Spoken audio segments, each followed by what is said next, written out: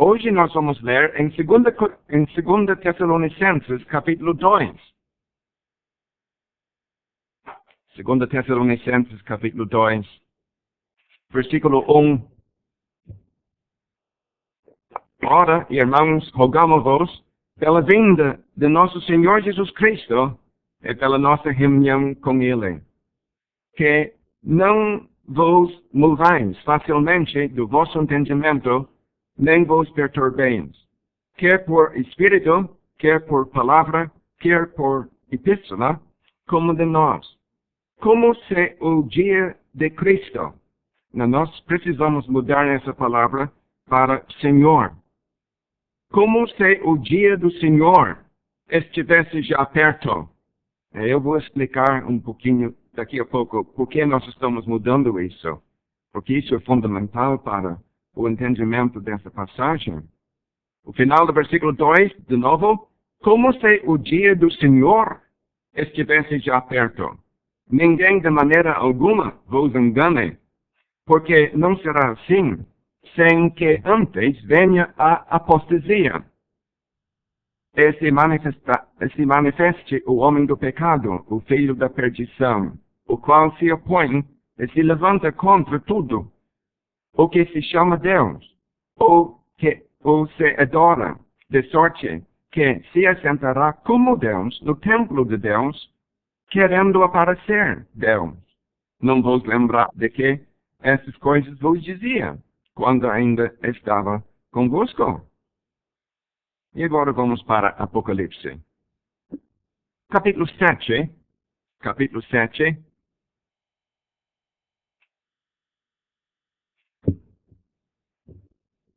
Eu vou tentar resumir a nossa leitura. Nós vamos ter que tocar em vários assuntos, mesmo toda, hoje de noite. Versículo 1. E depois dessas coisas, vi 4 anjos que estavam sobre os 4 cantos da terra, retendo os 4 ventos da terra, para que nenhum vento soprasse sobre a terra, nem sobre o mar, nem contra árvore alguma. E vi outro anjo subir da banda do sol nascente, e que tinha o selo do Deus vivo, e clamou com grande voz aos 4 anjos, a quem fora dado o poder de danificar a terra e o mar, dizendo: não danifiques a terra, nem o mar, nem as árvores, até que hajamos assinalado nas suas testas os servos do nosso Deus. E eu vi o número dos assinalados, e eram 144.000 assinalados, de todas as tribos dos filhos de Israel. Versículo 9, depois dessas coisas olhei, e eis que uma multidão, a qual ninguém podia contar, de todas as nações, e tribos, e povos, e línguas, que estavam diante do trono e perante o Cordeiro, trajando vestidos brancos, com palmas nas suas mãos. Clamava com grande voz, dizendo: salvação ao nosso Deus, que está assentado no trono e do Cordeiro. Nós vamos para capítulo 11. Capítulo 11. Versículo 1. E foi-me dada uma cana semelhante a uma vara. E chegou o anjo e disse: levanta-te, e mede o templo de Deus e o altar, e os que nele adoram. E deixe o átrio, que está fora do templo, e não o messas, porque foi dado às nações, e pisarão a cidade santa por 42 meses. E darei poder às minhas 2 testemunhas, e profetizarão por 1260 dias, ou seja, 3 anos e 6 meses, vestidos de saco. Estas são as 2 oliveiras e os 2 castiçais que estão diante do Deus da terra. E se alguém lhes quiser fazer mal, fogo sairá da sua boca e devorará os seus inimigos. E se alguém lhes quiser fazer mal, importa que assim seja morto. Vamos entrar no capítulo 12, versículo 1. E viu-se um grande sinal no céu, uma mulher vestida do sol, tendo a lua debaixo dos seus pés, e uma coroa de 12 estrelas sobre a sua cabeça, e um quadro de Israel, essa mulher. Estava grávida, e com dores de parto, e gritava, com ânsias de dar à luz. E viu-se outro sinal no céu, e eis que era um grande dragão vermelho, que tinha 7 cabeças e 10 chifres, e sobre as suas cabeças 7 diademas. E a sua cauda levou após si a terça parte das estrelas do céu, e lançou-as sobre a terra. E o dragão parou diante da mulher, que havia de dar à luz, para que, dando ela à luz, lhe tragasse o filho. O filho aqui seria o próprio Senhor Jesus Cristo. E nós pensamos, por exemplo, em Herodes, o dragão servindo-se de Herodes para tragar esse filho ao nascer. Versículo 5 diz, e deu à luz um filho, um varão, que há de reger todas as nações com vara de ferro. E o seu filho foi arrebatado para Deus e para o seu trono. Não há menção da morte do Senhor Jesus aqui nessa passagem. Foi arrebatado para Deus, leva-nos a pensar na ressurreição do Senhor Jesus Cristo. E a mulher fugiu para o deserto, onde já tinha lugar preparado para Deus, por Deus, para que ali fosse alimentada durante 1260 dias, 3 anos e meio. Então, a partir do versículo 5 até o versículo 6, nós temos um intervalo ali de pelo menos 2000 anos. Esta presente época da graça de Deus. Não se lê nada da graça da época da graça de Deus aqui em Apocalipse capítulo 12. A mulher fugiu, isto é, Israel fugiu para o deserto, buscando segurança, proteção, asilo, vamos dizer. E nós lemos que ela ficou lá 3 anos e meio, durante este tempo de severa perseguição. Versículo 7, houve batalha no céu, Miguel e os seus anjos batalhavam contra o dragão, e batalhava o dragão e os seus anjos. Mas não prevaleceram, nem mais o seu lugar se achou nos céus. E foi precipitado o grande dragão, a antiga serpente, chamado Diabo, o Diabo é Satanás, que engana todo mundo. Ele foi precipitado na terra, e os seus anjos foram lançados com ele. E ouvi uma grande voz no céu que dizia, agora chegada está a salvação e a força e o reino do nosso Deus e o poder do seu Cristo, porque já o acusador de nossos irmãos é derribado, o qual diante do nosso Deus os acusava de dia e de noite. E eles o venceram pelo sangue do Cordeiro e pela palavra do seu testemunho, e não amaram as suas vidas até a morte. Pelo que alegrai-vos, ó céus, e vós que neles habitais. Ai dos que habitam na terra e no mar, porque o diabo desceu a vós, e tem grande ira, sabendo que já tem pouco tempo.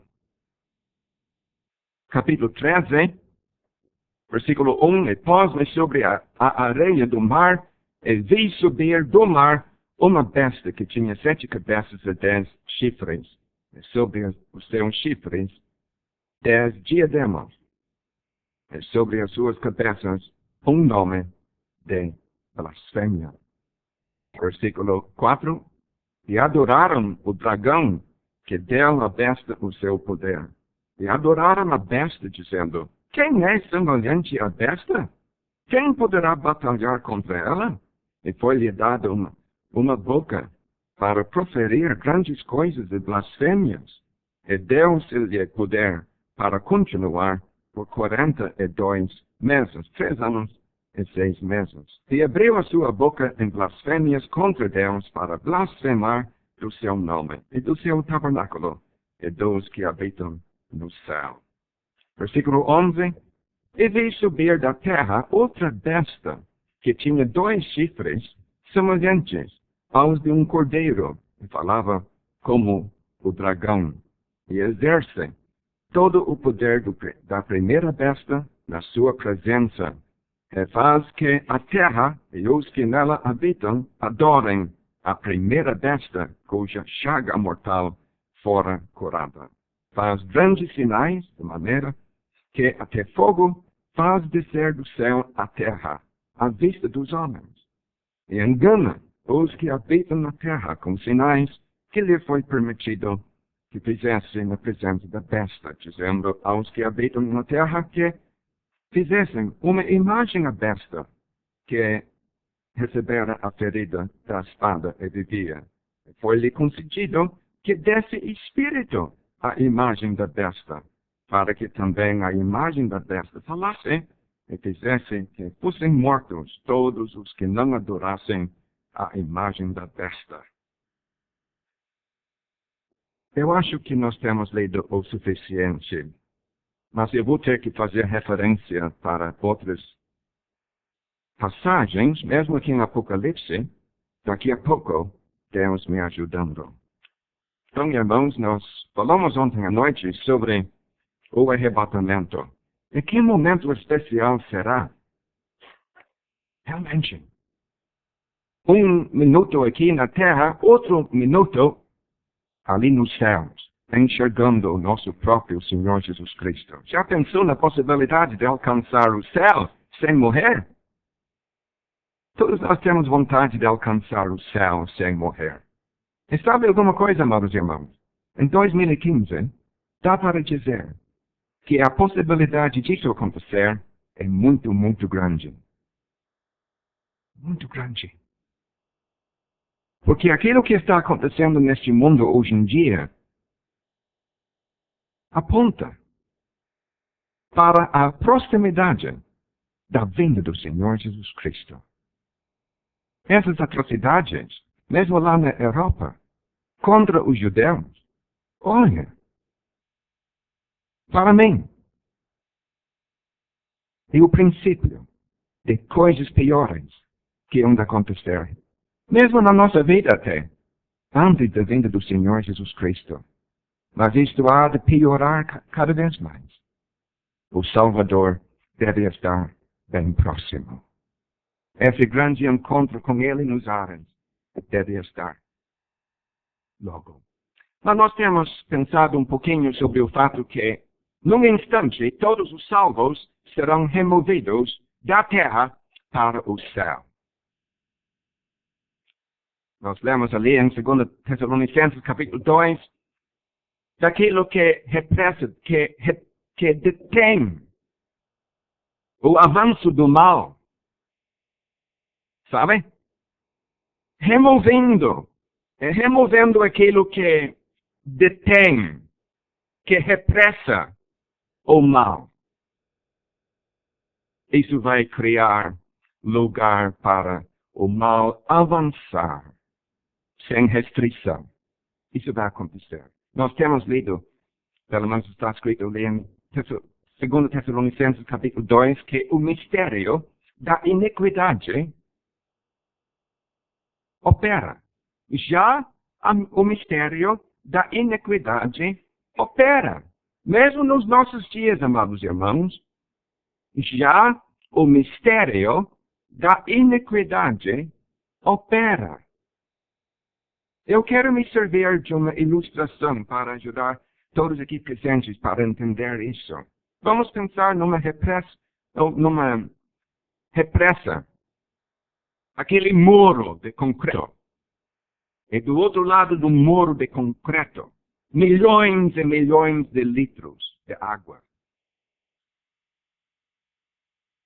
A represa está ali, segurando aquela água. Mas vamos imaginar que tem uma rachadura. Um muro. Na represa. E vocês sabem o que acontece? A água sai. Pouca água, sim. Mas pelo menos, a água sai. Que já o mistério da iniquidade opera. A igreja é como aquela represa segurando o mal. Vamos supor que nós destruímos, ou vamos supor que nós removemos a represa. Dá para imaginar toda aquela água invadindo todo mundo lá embaixo. Uma vez a igreja sendo removida deste mundo, não há de haver mais restrição para o mal. O mal há de invadir este mundo. Mateus capítulo 5, nós lemos que nós somos o sal do mundo. E você sabe que o sal previne corrupção. Removendo o sal, a corrupção há de tomar conta. Isso vai acontecer no evento do arrebatamento. A igreja sendo removida, o mal há de tomar conta. Não dá para imaginar o que vai acontecer neste mundo depois do arrebatamento. Anarquia há de tomar conta. Corrupção, imoralidade, todo tipo de mal será praticado sem nada de restrição. Que bom, amados irmãos, que não vamos estar aqui. E nós queremos enfatizar este fato, que a igreja não estará aqui no mundo nos dias da grande tribulação. Eu tenho falado um pouquinho sobre o dia da graça de Deus, e nós temos pensado neste período, aqui na faixa atrás, porque aqui nós temos o dia da graça de Deus. A época das igrejas de Deus aqui na terra. Nós temos ali a dispensação do Espírito Santo. Era da igreja. Eu acho que todos nós somos familiarizados com estes termos. O dia da graça de Deus. Já se estendeu por mais do que 2000 anos. E continua ainda.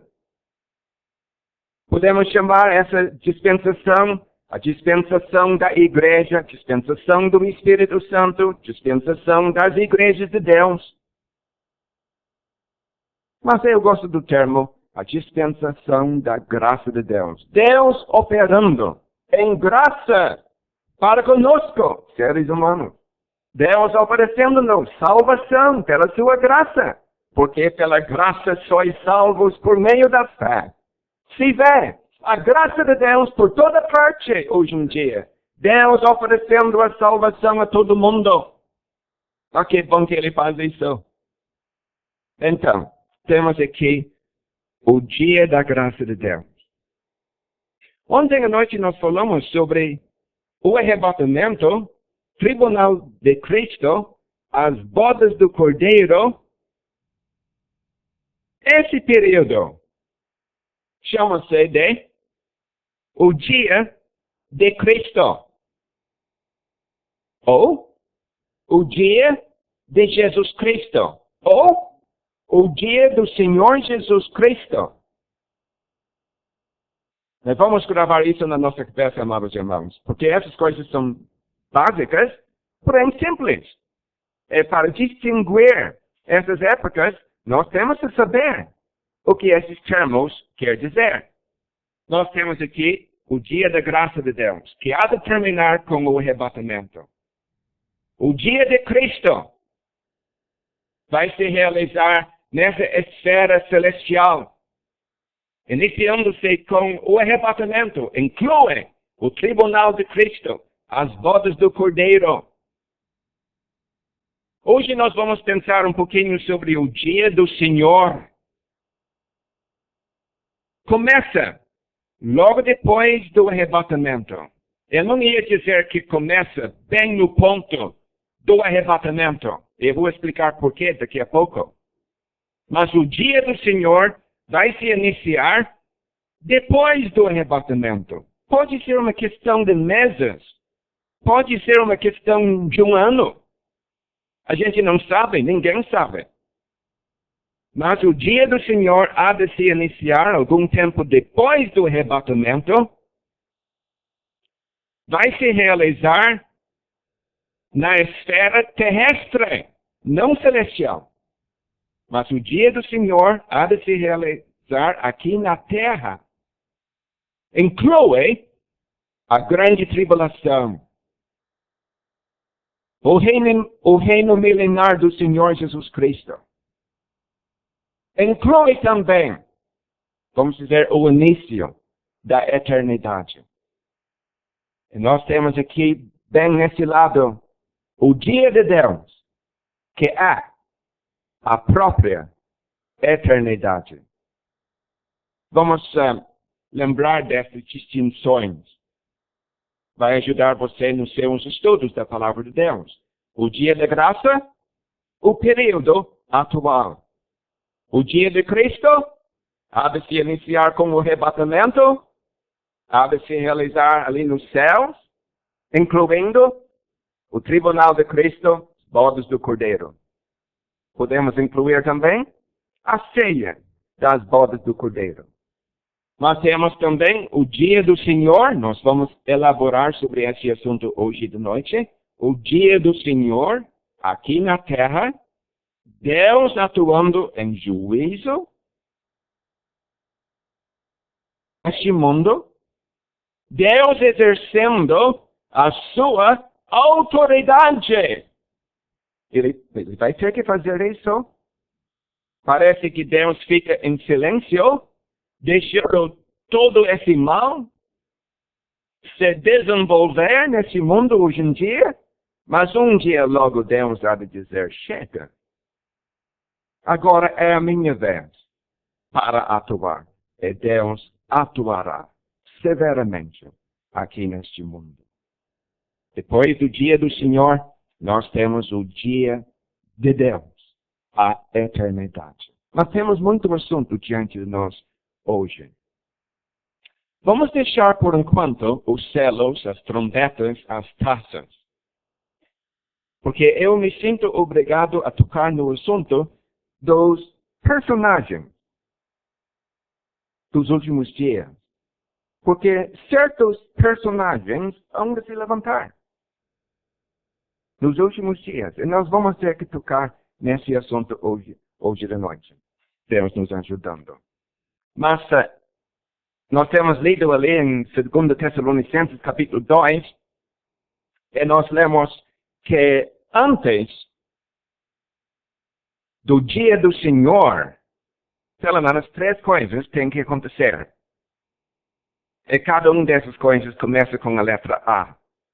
O arrebatamento. Apostasia. Aparição do homem do pecado. 3 eventos têm que se realizar antes do começo do dia do Senhor. Isso está escrito aqui em 2 Tessalonicenses, capítulo 2. Eu não quero tirar mais tempo para provar isso. Já temos lido. Então, o arrebatamento tem que acontecer antes da manifestação do homem do pecado, ou seja, do anticristo. Com o arrebatamento, a apostasia há de tomar conta aqui neste mundo. Parece que todo mundo há de virar anti-Deus. Recusando-se a acreditar em Deus.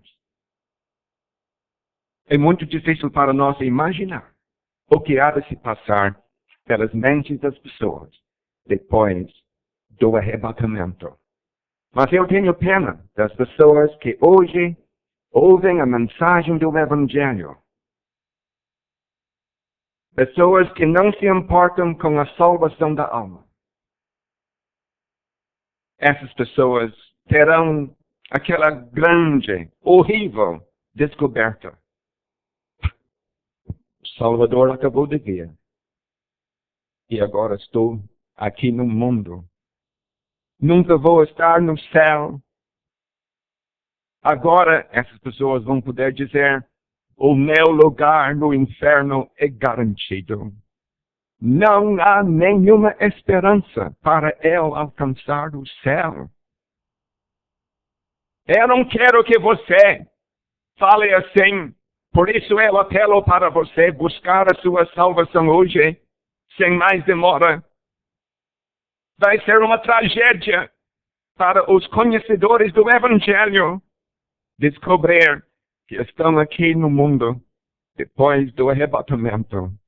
Essas pessoas hão de virar, quem sabe, os maiores inimigos de Deus. Aliando-se com o próprio anticristo, lutando contra Deus. E quem sabe encontrando-se com um dos evangelistas dos 7 anos de tribulação. Estou me referindo aos 144.000 selados dentre os judeus. Nós vamos comentar daqui a pouco sobre isso. Mas eu estou dizendo neste momento, você encontrando-se com um desses mensageiros de Deus, depois do arrebatamento, quem sabe você vai cuspir no rosto deles. Tanto será o seu ódio contra Deus e contra os servos de Deus. Olha, amigo, está na hora para você buscar a sua salvação.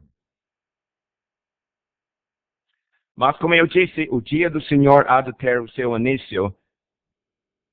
Eu acho, com a assinatura de um pacto que o homem do pecado há de fazer com a nação de Israel. Eu preciso explicar isso para vocês. É muito provável que o anticristo vive no mundo hoje. É muito provável. Quem sabe já se formou uma pessoa super inteligente, cheia de carisma. Ele está, quem sabe, subindo ao palco do mundo político. Pode ser o caso, mesmo hoje, em 2015. Eu não posso verificar isso, mas é bem provável. Quem será o anticristo? Ajuntando as informações que nós temos em Daniel capítulo 2, Daniel capítulo 7, Daniel capítulo 8, bem como passagens que nós temos aqui em Apocalipse capítulos 13, 17 e assim por diante, nós podemos dizer que anticristo há de se levantar num dos países, num dos estados que fazia parte do antigo Império Romano. Você tem lido do antigo Império Romano? Nos dias do Senhor Jesus Cristo? Os romanos dominavam, sabe, uma boa parte do mundo em redor do mar Mediterrâneo. Do mundo conhecido, então, no primeiro século. Sabe? Os romanos dominavam vários países lá da Europa.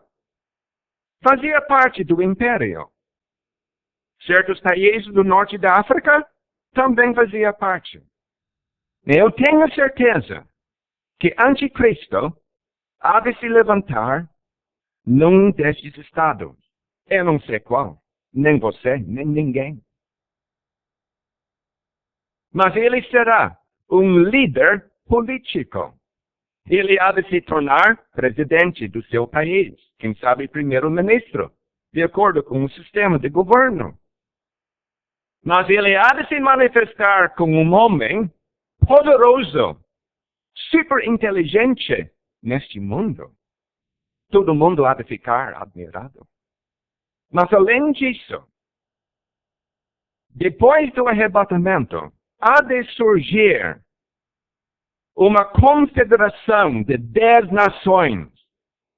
10 nações que faziam parte deste antigo Império Romano. Este homem, o anticristo, há de ser nomeado chefe,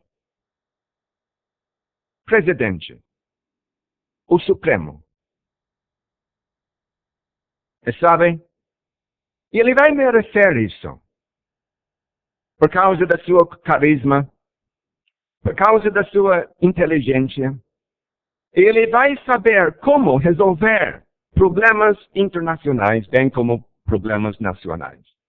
Todo mundo há de ficar maravilhado. Super-homem. Não há outra pessoa igual como ele.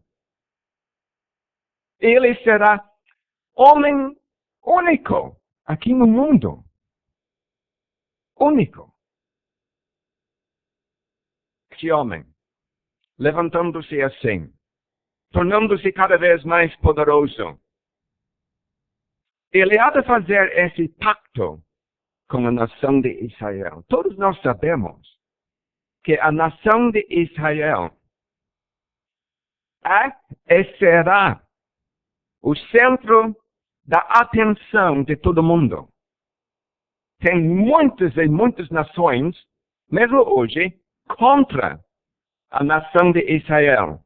Vocês sabem disso, isso não é novidade.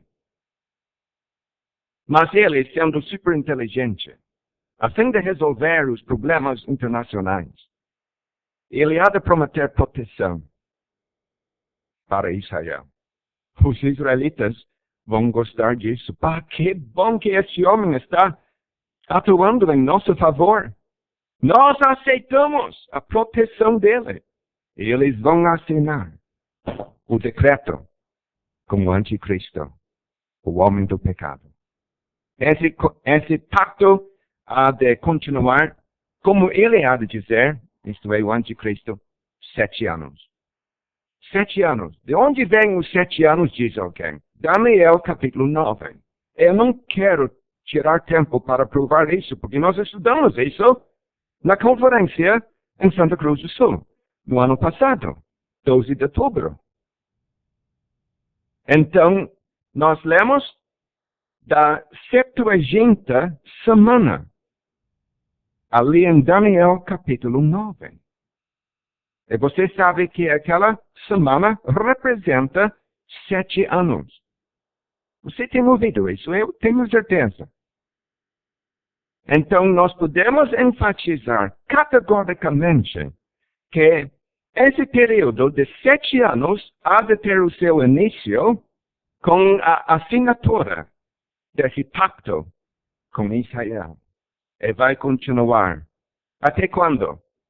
Até aquela grande batalha em Armagedon.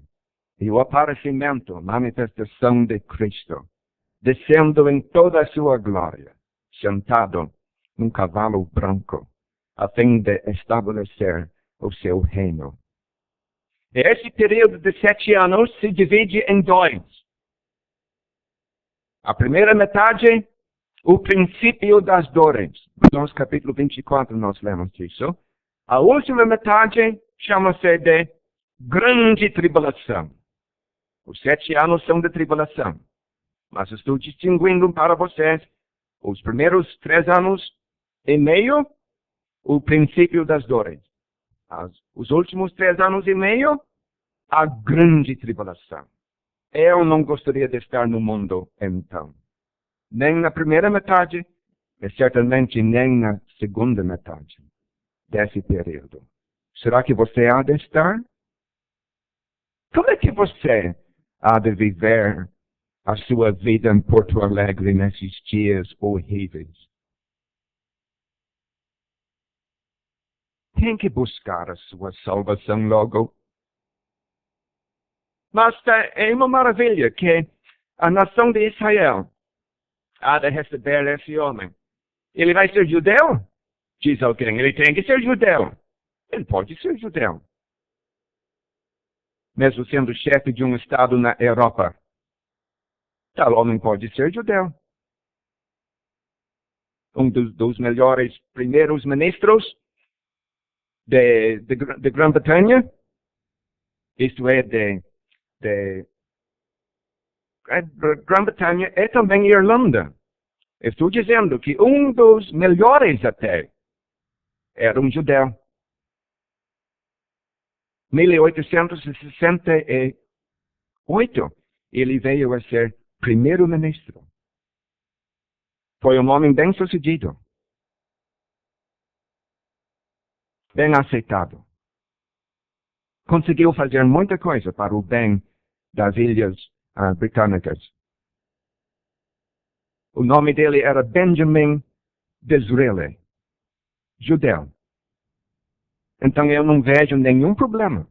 Um judeu pode se levantar como chefe do Estado lá na Europa. Ele será bem aceitado pelos judeus, sendo ele judeu. Mas eu quero mencionar um versículo aqui em João capítulo 5. Eu vou ler esse versículo para vocês poderem entender o que está na minha mente. Porque o Salvador está prevendo o fato que os judeus não estão dispostos a aceitar o Senhor Jesus Cristo. É uma tragédia, sabe? Os judeus não com vontade para receber o Senhor Jesus Cristo. Eu digo de novo, é uma tragédia, realmente. Mas nós lemos ali no versículo 43, eu vim em nome de meu Pai, e não me aceitais. Se outro vier em seu próprio nome, a esse aceitareis. Então, o que nós temos aqui é o seguinte. O Salvador apresentou-se ao seu povo. O seu povo o rejeitou. Nós não queremos essa pessoa que se diz Messias. Não queremos. Não queremos. Mas o Salvador está prevendo que outro há de vir em seu próprio nome. E o Salvador está dizendo, vocês aceitarão. Então o anticristo, ele há de vir oferecendo proteção para Israel. E coitado de Israel, de braços abertos, hão de recebê-lo. Mas eu quero dar isso uma aplicação aqui em Porto Alegre. O Salvador apresenta-se como Salvador para você. Realmente, ele apresenta-se a você, apelando para você aceitá-lo. Benjamin, todos os que estáis cansados e oprimidos, eu vos aliviarei. Ele apela para você renunciar à sua rebelião. É que você, humilhando-se, o recebe. Mas diz alguém, mas eu não tenho vontade. Eu pretendo recebê-lo um dia, mas hoje eu não quero. A decisão é sua, amigo. É sua. Mas eu quero dizer alguma coisa. Se você estiver aqui no mundo depois do arrebatamento, eu digo enfaticamente que você receberá o anticristo. Você está se recusando a receber o Senhor Jesus Cristo. Aquele que veio em mansidão, aquele que demonstrou seu grande amor ao morrer sobre a cruz do Calvário, aquele que até morreu sobre a cruz, sofrendo toda aquela dor, todo o castigo de Deus contra os nossos pecados. Ele morreu por nossos pecados. Ele merece a sua aceitação, amigo, como Salvador. Ele merece. Mas, pensando no anticristo, ele nunca vai demonstrar amor nenhum para com você. Ele quer abusar a você, usando você para a sua própria vantagem. E enfim, você há de ser destruído no inferno. Eu não estou dizendo que você será aniquilado. Mas mesmo não demonstrando seu amor para com você, mesmo não tendo o seu bem-estar no seu coração, você há de receber o anticristo. Dá para entender isso? Você recusa o Salvador, aquele que merece ser recebido. Mas você, depois do arrebatamento, há de receber de braços abertos o anticristo. E você há de aceitar o número dele na sua testa, quem sabe na sua mão direita. Você há de ser adepto do anticristo. Mas mesmo aqui no Brasil, porque nós lemos que todo mundo há de se admirar da besta, da primeira besta de Apocalipse capítulo 13. O pessoal do nosso Brasil há de se curvar diante dele. Você não vai escapar. Eu falei um pouquinho ontem da operação do erro. Alguma coisa que Deus há de enviar. Isso vai resultar no fato que o pecador, o ouvinte do Evangelho de hoje, há de se contentar. Depois daquele remorso inicial, logo depois do arrebatamento. E o pecador há de se conformar com isso. E há de continuar a sua vida aqui no mundo, contentando-se nos seus pecados, sem a mínima esperança de alcançar o céu. Anticristo, o homem do pecado. O que estou lhes apresentando e aquilo que eu tenho aprendido, amados irmãos, eu tenho de explicar alguma coisa. Eu não posso ser dogmático sobre essas coisas. Porque se outro irmão estivesse aqui no meu lugar, bem poderia apresentar para vocês um outro ponto de vista. Porque muitos irmãos chamam a segunda besta de Apocalipse capítulo 13 de anticristo. Eu não posso ver isso. Não posso. Eu tenho as minhas razões. E estou tentando explicar essas razões para vocês hoje à noite. Então você pode pegar o livro e descobrir que o autor está dizendo que é a segunda besta. É o anticristo. Bom, pode ter razão, mas eu acho que não.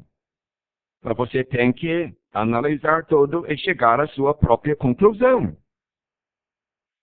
Estou tentando ser justo a respeito disso. Mas eu me lembro antes, eu me salvei no ano 1973. Eu comecei a trabalhar cedo em 1980, mais ou menos por aí. Eu tive que me localizar numa casa de uma família, de um casal de idosos, salvos na comunhão de uma igreja local. Então eu tive que pousar nessa casa por mais do que um ano. E esse irmão, ele era estudioso da palavra de Deus. Eu gostei da companhia dele. E você pode imaginar que à noite, ele e eu, não tendo reunião para assistir, nós estamos ali juntos, lendo as Escrituras. Ele teve profecia como assunto preferido. Então ele explicou essas coisas para mim. Eu, não muito tempo salvo, mas ele explicou essas coisas. Então ele me ajudou muito para entender o que estou apresentando para vocês hoje. Mas que bom que eu tive essa privilégio. Mas eu tenho de admitir que ele me influenciou muito. Se eu tivesse com outro homem que pensou que o anticristo seria a segunda besta de Apocalipse capítulo 13, quem sabe eu teria pensado, sim, ele tem razão. Mas, vamos deixar o assunto assim. O anticristo, para mim, será a primeira besta de Apocalipse capítulo 13.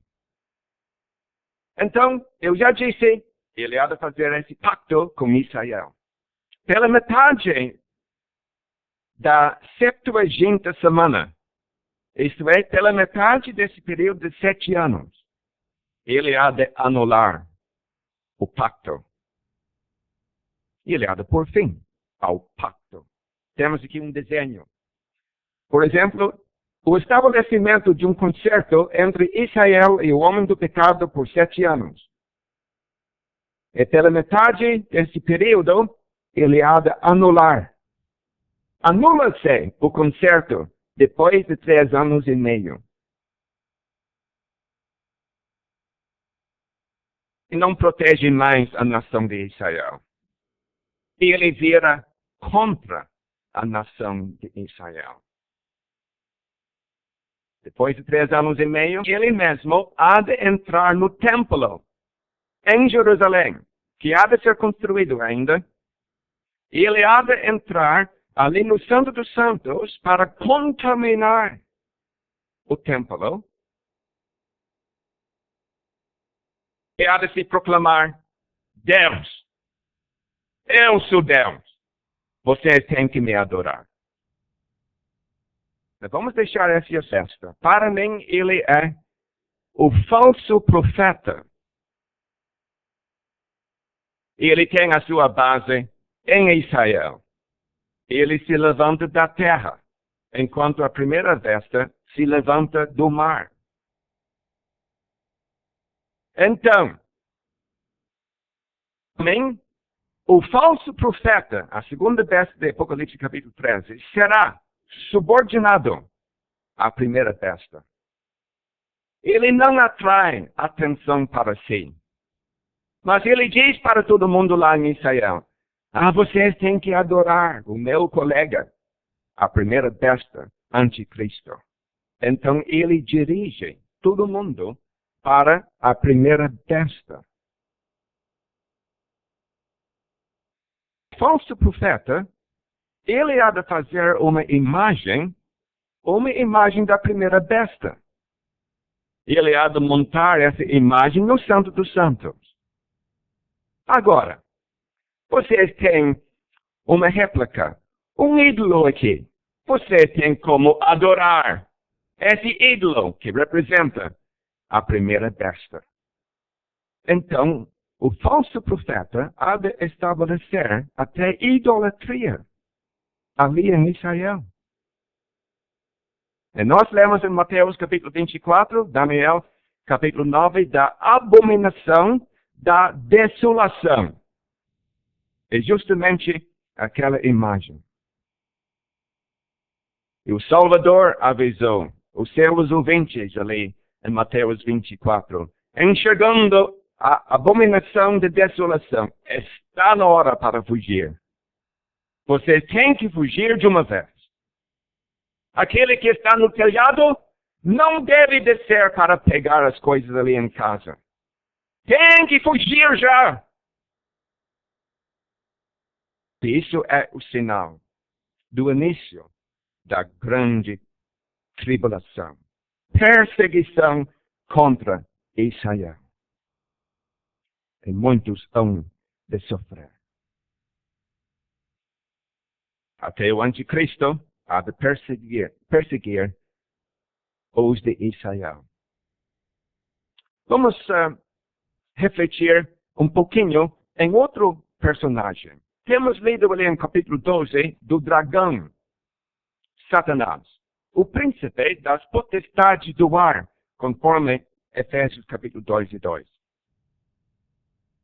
E nós temos lido daquilo que ele fez no evento do nascimento do Senhor Jesus Cristo. Estava ali, de boca aberta, pronto para devorar o varão que havia de nascer. Eu fiz referência para Herodes. E certamente, ao longo da vida do Senhor Jesus, o dragão estava perto, querendo devorar o Salvador. Mas lemos que ele foi arrebatado à sua ressurreição para os céus. O dragão. O dragão fornece o poder, o seu próprio poder para a primeira besta. Parece que o dragão, Satanás, o diabo, ele transmite a sua energia para a primeira besta.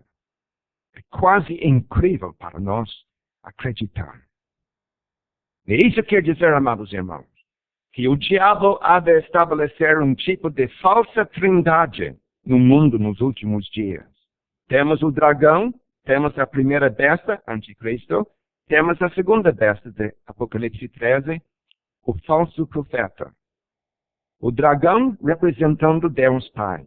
Anticristo, o Senhor Jesus Cristo. Falso profeta, o próprio Espírito Santo. Isso combina com aquilo que nós temos nos Evangelhos. O próprio Salvador disse a respeito do Espírito, ele não falará de si mesmo. Pois é, nem o falso profeta. Ele não falará de si mesmo. Ele sempre está apontando o dedo para a primeira besta, dirigindo toda a adoração para a primeira besta. O falso profeta não recebe nada de adoração. A primeira besta, sim. Isso leva-nos a pensar na falsa trindade que vai se levantar nos últimos dias. Mas eu estava lembrando de um outro versículo ali em Apocalipse capítulo 17. Nós temos lido de espíritos imundos. 3 espíritos imundos. Eu não sei se vocês notaram que nós temos uma passagem ali em Apocalipse capítulo 17 de 3 espíritos imundos. Diz a Escritura que saem da boca do dragão, da boca da primeira besta, da boca do falso profeta. Nessa ordem. Quantos espíritos imundos? 3. Mas que saem da boca desses 3 personagens. Indicando para mim que esses 3 personagens agem em união. Como se fossem um. Que nem a trindade. O diabo há de operar prodígios, milagres nos últimos dias. Ele há de tentar convencer o mundo. Eu sou o dragão. Ele está representando Deus Pai, o anticristo, o Senhor Jesus Cristo, falso profeta, o Espírito Santo. Ele há de enganar muitas pessoas com isso. O tempo está fugindo, mas eu já disse que personagens, vamos ter que falar um pouquinho sobre o rei do norte. O rei do norte. Nunca devemos pensar que o anticristo é o único poderoso. Ele vai ter tremenda influência neste mundo. Mas nós temos lido, nós temos referências ao rei do norte. Em Daniel capítulo 10, 11 e 12, o rei do norte sempre refere-se à Síria. Podemos incluir Iraque. Certamente, podemos abranger a Rússia. O rei do norte. Nós lemos em Apocalipse capítulo 16, dos reis do Oriente. Pessoas poderosas. Vocês sabem que a China hoje em dia tem como se gabar no fato que tem como mandar um exército de mais do que 1 milhão de homens. Imaginem. Muito mais, na realidade. Mas eu não quero exagerar. A Índia tem como se gabar de uma forma semelhante. Japão. Uma nação de tremendo poder. Tem como apresentar um exército enorme. Os reis do Oriente. E nós lemos em capítulo 16 que o rio Eufrates há de se secar, dando oportunidade para os reis do Oriente cercar a cidade de Jerusalém. Nós lemos também do rei do Sul. Sempre refere-se ao Egito. Sempre. Tanto no livro de Daniel, como em outras passagens. E que podemos incluir, já que nós temos mencionado Daniel, tem capítulos ali, por exemplo, capítulo 8, capítulo 10, onde nós lemos que a Etiópia, quem sabe até a Líbia, onde se associar com o Egito nos últimos dias, formando uma confederação de nações ali na África. Esses poderes, Anticristo no Ocidente, os reis do Oriente, rei do Norte, rei do Sul. E bem no centro, o que nós temos? A nação de Israel. Se você tivesse um mapa do mundo, esses mapas que os colégios têm, a mostra tem, ali na parede, você pode botar o seu dedo sem olhar na nação de Israel. Como assim, diz alguém?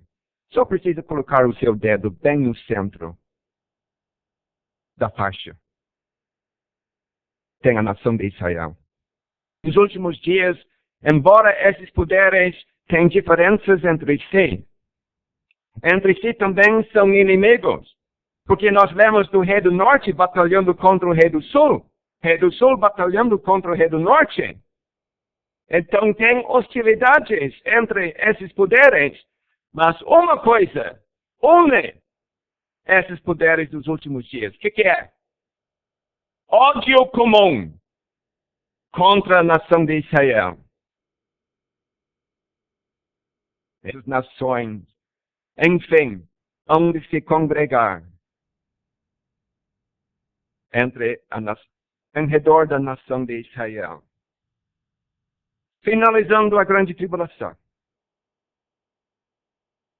As nações não vão poder aguentar a presença de Israel mais. O ódio é tanto que estão dizendo, vamos obliterar a nação de Israel do mapa. E vão se congregar. Aí nós temos a batalha de Armagedon. A batalha de Armagedon.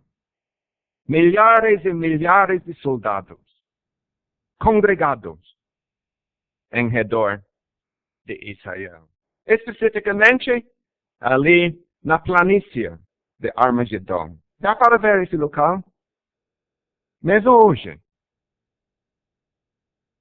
E você pode imaginar que Anticristo, com os seus milhares de soldados, quem sabe entre eles alguns brasileiros,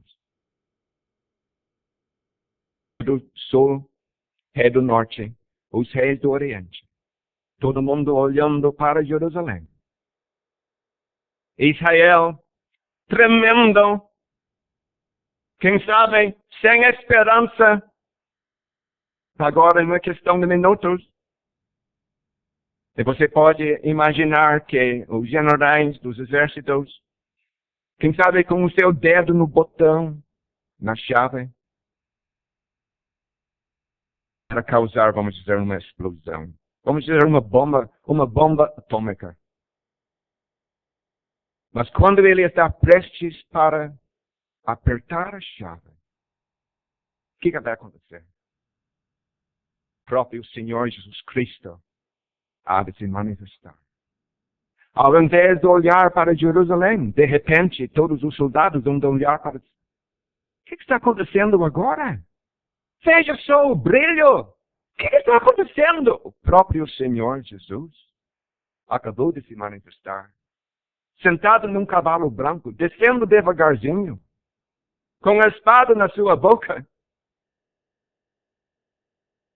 Todo mundo ficando maravilhado a observar essa pessoa gloriosa descer. E o Salvador, pela palavra da sua boca, ele há de aniquilar todos aqueles exércitos. Num instante assim. E nós, amados irmãos, seguindo o próprio Senhor Jesus Cristo, nós sentados em cavalos brancos, podemos descer junto com Cristo, nessa hora de tanta glória. Tem miséria aqui no mundo. Israel há de ficar grato. Ele é o nosso Messias. Como nós lemos em Apocalipse capítulo 1, onde enxergar as marcas da cruz.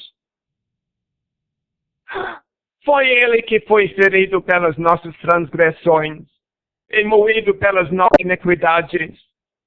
Muitos de Israel hão de se converter nesse momento da aparição, manifestação do Senhor Jesus Cristo como Rei Guerreiro.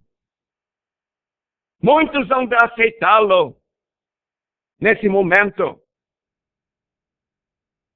Nós lemos em Romanos, por exemplo, capítulo 9, 10 e 11, que a nação há de renascer. A nação de Israel. Todo o Israel será salvo. Vai ser uma coisa milagrosa. Todo o Israel salvo num instante. Oh, que você, mesmo agora aqui em 2015, tomando o seu lugar de pecador, que você descubra, ele foi ferido pelas minhas transgressões. Ele foi ferido sobre a cruz por meus pecados. E já que é assim, conforme a Bíblia,